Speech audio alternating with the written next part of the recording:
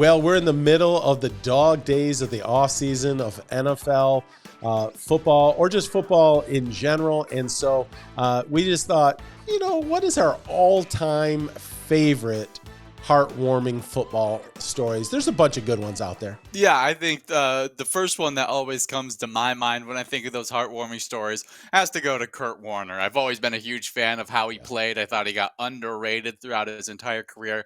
But being a bag boy at a grocery store, getting called to go play professional football is something that I think everybody, probably still a bunch of people who are bagging groceries are like, man, if the Texans just give me a call, I can sling it, man. I can do it. And so I love the Kurt Warner story.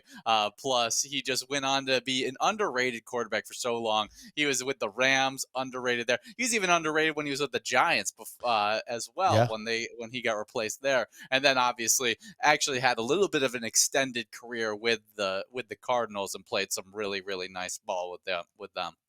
Yeah, like you said, he even got underrated post, winning an NFL MVP, winning a Super Bowl, and then he gets underrated again. He was never that first round draft pick, that guy.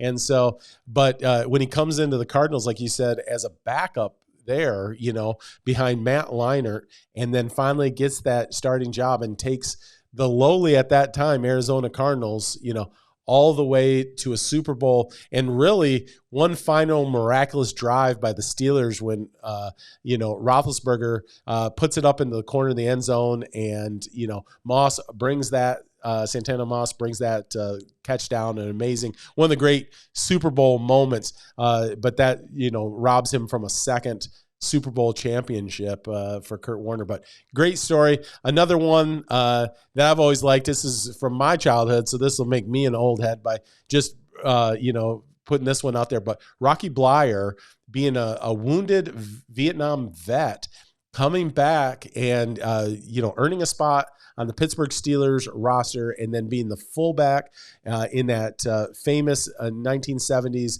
Pittsburgh Steelers, where he's opening up holes as that fullback for Franco Harris. And just cool story just about a guy that actually served the country and then comes back as a part of a dynasty in Pittsburgh.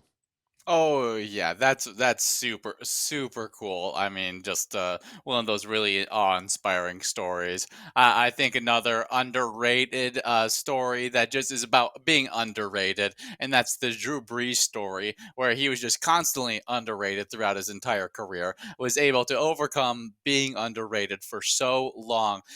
Tore his shoulder while he was in high school. Was told he was never going to be able to play quarterback at the college level. Goes on to have a great career with Purdue, then ends up going to Miami, gets the same exact injury again on his shoulder, basically doesn't get medically cleared by any of the football teams out there. The Saints are like, okay, we'll take the chance on him, and end up having one of the greatest NFL careers of all time. Just a really, really cool story there of being able to overcome not just being told that he was too small for the position, but also being told that his injuries were going to end up being the thing that doesn't let him play again. Yeah, because he was with the Chargers and he got replaced by Phillip Rivers. He almost went to Miami. That's what it was. I almost went to Miami. No, but that's part of the kind of the underdog thing. Is why I went there. But because of the injury. Miami, because I think Saban, who was the head coach at that time, Nick Saban he wanted Drew Brees. Medical doctors won't, put him. And then I think even a cool part of that story is about Hurricane Katrina, on that fated Super Bowl run they made. That was right after Hurricane Katrina, all the damage to New Orleans, and they rise up and they go and win, that Super Bowl championship. So yeah, cool story. Drew Brees, New Orleans, like all kinds of cool stuff in the middle of that whole cool story. Oh, yeah. He also made Jimmy Graham one of my favorite tight ends of all time. So shout out to Drew Brees. Absolutely. That quick release really just could hit a slot receiver or a tight end and just and keep the ball moving. So, yeah. Another another great story is, we just talked about it, is, Vince Papale for the Philadelphia Eagles coming in on a just like a gong show, come and try out for the team, and they find him, a guy that actually was a productive member for the Philadelphia Eagles. Of course, we love the movie with Mark Wahlberg as starring Vince Papale, but yeah, great story.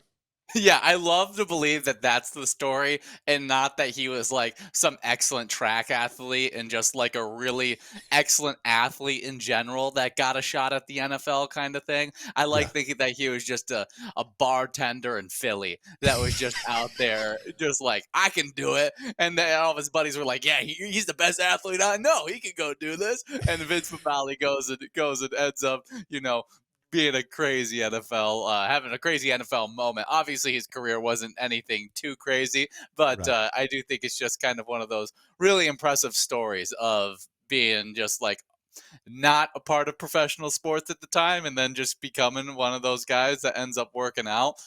It's very rare, even though he was a great athlete. I mean, we saw guys like Brock Lesnar. He never could get in the NFL. Right. He got cut with those final day roster cuts, and he's one of those guys. You're like, he looks like he could play in the NFL, but he wasn't able to do it. But Vince Papale, he was able to do it. So real cool story there. Yeah, always amazed when athletes can actually make that crossover, from one sport to another and actually make it in the other sports. We've seen a few people, obviously, over the years be able to do that. But, if you can make that switch, it's super, super impressive. Well, I talked earlier about being, in the military and then coming to the NFL. But Pat Tillman is the reverse of that. Playing in the NFL, being, already at that pinnacle, making a ton of money, and to give all that up and then, feel that patriotic duty after 9/11 and joining the military, actually becoming, a ranger within the Army, kind of that special forces unit in the Army, and then losing his life for his patriotic duty. I don't know if it's heartwarming, but it definitely gives you a respect for a gentleman that was willing to lay it all on the line when he really had no reason. His life could have been comfortable for the rest of his life, and he was just like, no, I care about and love this country. And so he stepped out of the NFL and went and did his military service. And he has a statue outside of, Arizona Cardinals Stadium for that service. But yeah, those are some cool stories. Any other ones that you can think of, Ian? You can't talk about underdog stories, heartwarming stories without talking about Tom Brady. I mean, Tom Oh yeah. Brady is one of those guys that, drafted in the late rounds of the NFL draft. Everyone's seen that draft day photo where nobody would want to touch a guy that looked like that, and runs one of the slowest 40 times you'll ever see, throws kind of a wobbly ball out there. It ends up just having the greatest NFL career of all time. Finished off with 7 Super Bowls. I mean, just one of those really, really awe-inspiring stories. And I can't believe that there's still talks about him coming back into the NFL, which I think is just ridiculous. I stay retired, Tom Brady. Yeah, it looks like he's going to have a career in broadcasting.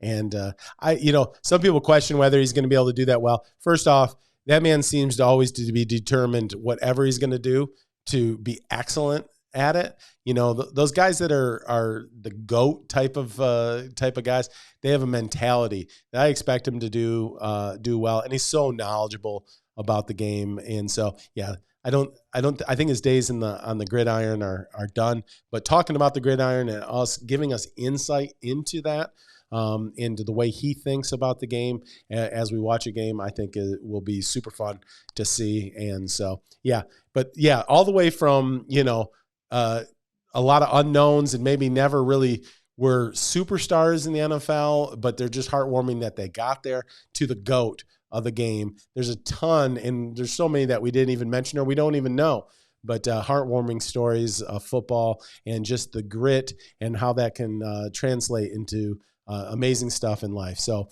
yeah, just thought we'd share this since the news of the NFL or football might be a little lighter this time of year. We just thought we'd share just some of our favorite heartwarming stories.